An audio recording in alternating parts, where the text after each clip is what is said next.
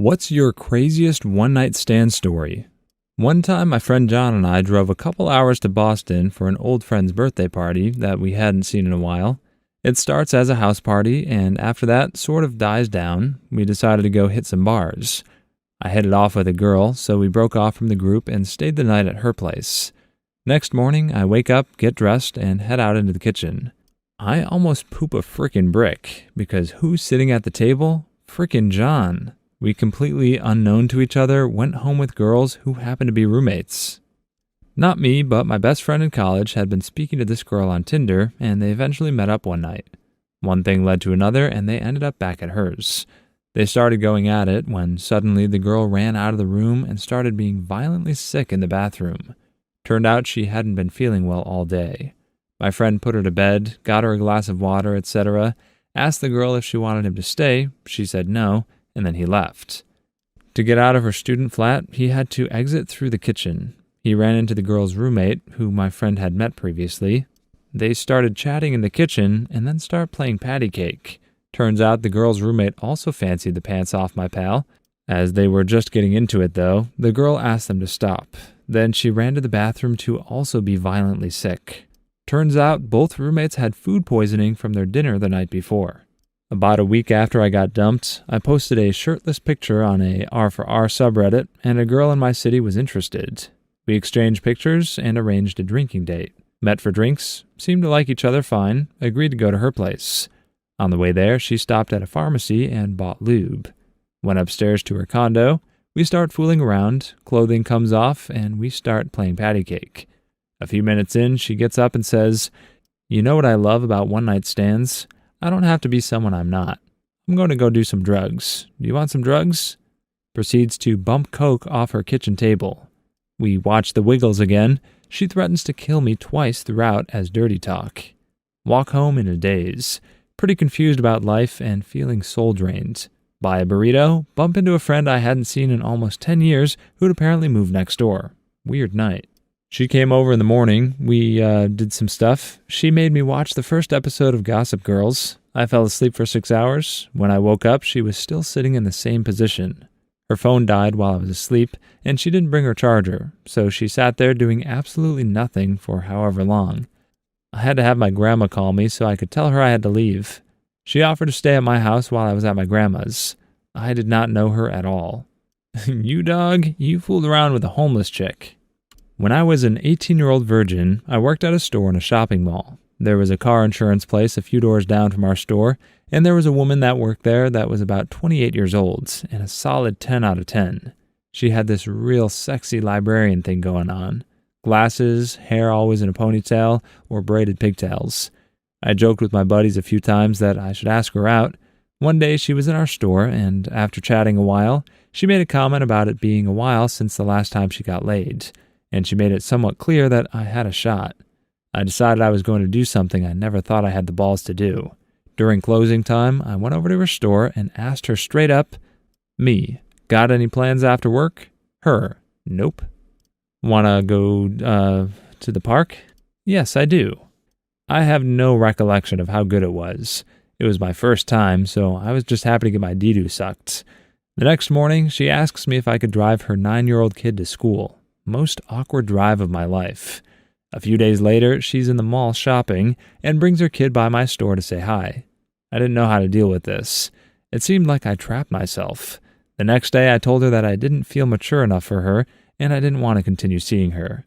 I was pretty close to chickening out from that conversation and just quitting my job and disappearing. Back when Yik Yak was a thing, a girl said she wanted a guy to watch a movie with and also hook up with. This was over spring break, so campus was dead. I was at my apartment next to campus because I had an internship, and she was a foreign exchange student staying on campus. Anyway, I respond to her, and we comment back and forth, then exchange Snapchats. She ends up being pretty cute, and since I had a roommate and she didn't, I made the trek across campus to her place. It ends up she has a bunk bed. It was like a top bunk with her desk underneath type of setup, so I climb up and we squeeze together in her twin-size bunk bed. 5 minutes into the movie, we start going at it. It was about 2 hours, which is not a brag because I did not have the cardio to last that long. I barely made it out alive. We were trying every position we could, but when the roof was only 6 inches above me, it was really tough. We eventually made it to the end, and I walked to the hall bathroom to clean up. I woke up early for my internship, so we said bye and went on our merry way. I didn't hear from her or see her again until she texted me during finals asking if I stole her passport. I didn't, because who would do such a thing? I stayed over at a coworker's house due to terrible weather after work one time. Her husband was out of town, but he told me not to worry about it over the phone. We played a few board games with her kids and lost track of time. She took the kids to bed and I headed for the guest room. I had work the next day and was exhausted, so I only took off my shoes and passed out immediately. I wanted to get up early so I could shower and try to get to work before everyone else woke up, so my alarm went off while it was still dark. I obviously woke in an unfamiliar room and swung my legs out of bed, smashing my toes into the nightstand. I started bleeding everywhere and my toenail popped off. Everyone in the house woke up to my incident. She ended up driving me to urgent care as we could not get my toe to stop bleeding, but took 2 hours due to the snow. I thought this was going to take a different turn. I need bamboozle insurance. I had a one-night stand and a BJ the morning after on a cruise ship. We were flirting up at the bar late one evening and went on a walk around the ship. We ended up going up the helipad at the front of the boat and started getting a little heavy. We went ahead and did the dang thing, only to realize after that the entire bridge crew could clearly see us doing it at the front of the boat like a dirty Titanic reenactment. The next day she came by my cabin and we had a round 2 on the balcony of my cabin. I got blown while enjoying the view of the Caribbean Sea in the morning sunshine. It was pretty dang great. Went to a buddy's wedding, held in our mutual hometown of 12,000 people. Bride was in an optometry program and had a number of friends from the program in attendance. At the reception, I proceeded to tie one on. They had a margarita bar and kegs, so it was that kind of affair, and hit it off with one of the bride's optometry friends. Our group decides to depart and hit the town, which constituted going to the towny bar down the street and drinking until we were plowed. I talked the girl into walking up the hill to my parents, who were at the wedding/reception's house, stopping for multiple gross makeouts along the way. We get there and do our thing in my childhood bed, and I promptly pass out. I wake up in the morning, vaguely recalling some of the previous night's events, and am totally shocked to see this girl in my bed, situated just down the hall from my parents' bedroom. My stirring wakes her, and she takes one look at me and says, "You're gonna have to sneak me out of here, aren't you?" I replied, "Yeah." She was totally cool with it. I went out and took the lay of the land. My parents were already up and in the kitchen, but I had an avenue to get her out unseen and took my shot. She was on it, and we made it out clean. I took her to breakfast and found her a ride home because it was way further than I was going to drive, and I had a buddy heading that way. My parents didn't find out for years, and it was way too late for them to be pissed when they finally did. Always appreciated that girl's effort. It wasn't supposed to be a one-night stand. We had worked together for roughly a year, and he spent the entire time thinking I was a lesbian. To be fair, he was half right. He finds out from his roommate/our boss that I'm not, and he asks for my number. We flirty text for a while. I'm really digging this dude. He finally asks me to meet him and some friends for New Year's Eve.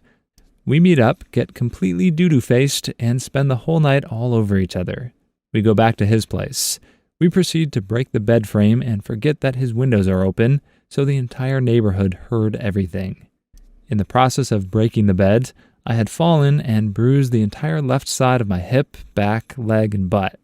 But we can't tell anyone at work, no dating policy, so we decide to keep it under wraps. We keep talking, keep texting, things seem great. I move into a new place and we talk about christening the apartment. Then Friday comes along and he leaves for lunch and never comes back. Our coworkers are calling the hospitals and police departments. This isn't like him, or so we thought. He turns up over 2 days later, knocking on his roommate's door at 3 a.m., explaining that he spent his entire paycheck and bank account on strippers and coke. He is promptly shipped off to rehab in New York. He calls me from the airport to apologize and swears I'll be the first person he calls in 90 days. That was January of 2009. Never did get that phone call, but I did recently see him on Facebook, and he looks happy and clean, so I'm happy for him. Click on one of the videos you see on the screen now, or a Karen will sue you.